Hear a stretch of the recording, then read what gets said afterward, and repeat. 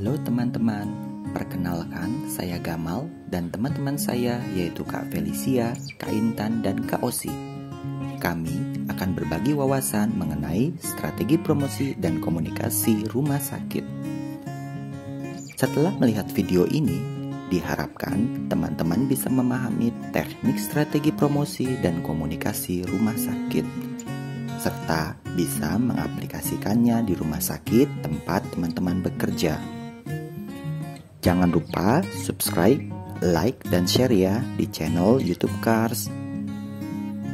Secara definisi, strategi diartikan sebagai pendekatan secara keseluruhan yang berkaitan dengan gagasan, perencanaan, dan eksekusi sebuah aktivitas dalam kurun waktu tertentu. Komunikasi pemasaran merupakan aktivitas pemasaran yang berupaya menyebarkan informasi, mempengaruhi, membujuk, dan juga meningkatkan pasar sebuah perusahaan dan produknya. Hal ini dilakukan agar pelanggan bersedia menerima, membeli, dan loyal terhadap produk yang ditawarkan perusahaan. Jadi mudahnya, strategi komunikasi merupakan aktivitas yang bertujuan agar produk sebuah perusahaan dapat diterima, dibeli, bahkan mendapatkan loyalitas dari pembelinya. Promosi dan komunikasi bertujuan untuk mendorong pelanggan melakukan pembelian.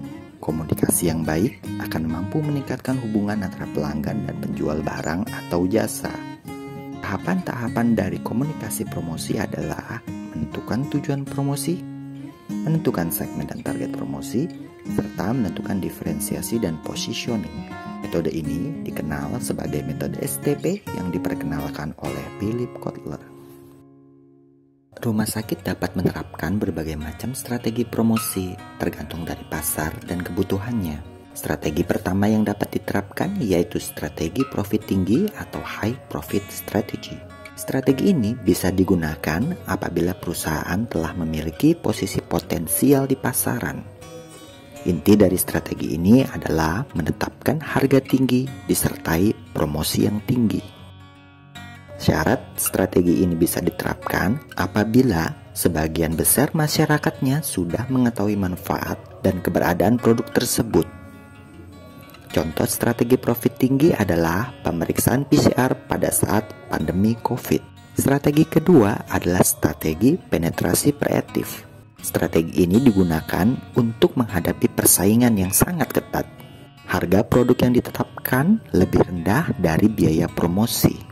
Hal ini dengan tujuan untuk menembus pasar yang lebih besar. Contohnya adalah pemeriksaan MCU bagi rumah sakit yang ingin menembus perusahaan potensial yang merekrut karyawan baru. Strategi yang ketiga adalah strategi penetrasi selektif. Strategi ini digunakan untuk menghadapi persaingan pasar yang tidak terlalu ketat. Syarat strategi ini adalah produk sudah dikenal oleh masyarakat luas dan persaingan pasar tidak begitu ketat.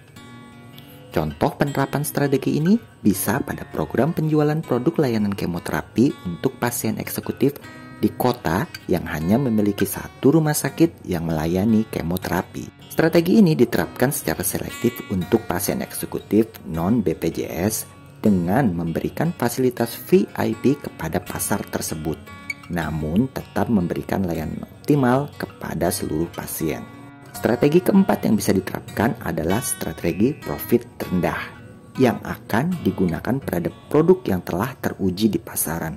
Hal ini bertujuan untuk mendorong produk tersebut ke pasar yang lebih luas. Contoh penerapan strategi ini adalah untuk menjual program SC dengan metode RX pada pasien-pasien eksekutif. Berikutnya yang tak kalah penting adalah komunikasi. Banyak cara komunikasi yang dapat diterapkan untuk melakukan promosi. Bisa lewat iklan melalui media digital ataupun media massa, melalui media promosi penjualan, atau melalui penjualan tatap muka dan pemasaran langsung. Dari pembahasan tersebut, kami mencoba untuk melihat implementasi di rumah sakit masing-masing. Di era saat ini, promosi dan komunikasi rumah sakit banyak dilakukan melalui media digital, seperti website, Instagram, dan media sosial lainnya. Dalam promosi melalui media digital tersebut, rumah sakit bisa mengenalkan banyak produk layanan unggulan, program pengembangan layanan, promosi layanan, kegiatan marketing, dan jadwal praktek dokternya.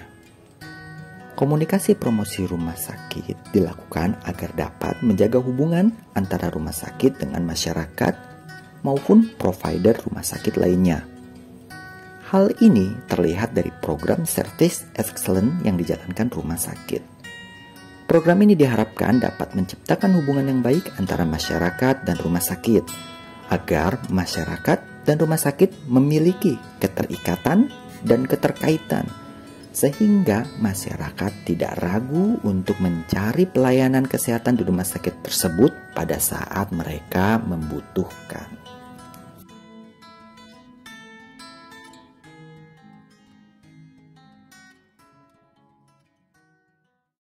Segmenting, targeting, dan positioning adalah 3 komponen yang memiliki peranan penting dalam strategi promosi.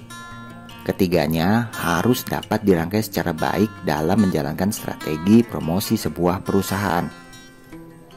Dan yang harus diingat adalah bahwa perkembangan metode dan sistem pemasaran, disadari atau tidak, ternyata akan sejalan dengan perkembangan zaman dan pemikiran masyarakatnya.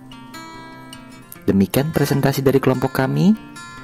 Mudah-mudahan dapat membawa manfaat bagi teman-teman semua.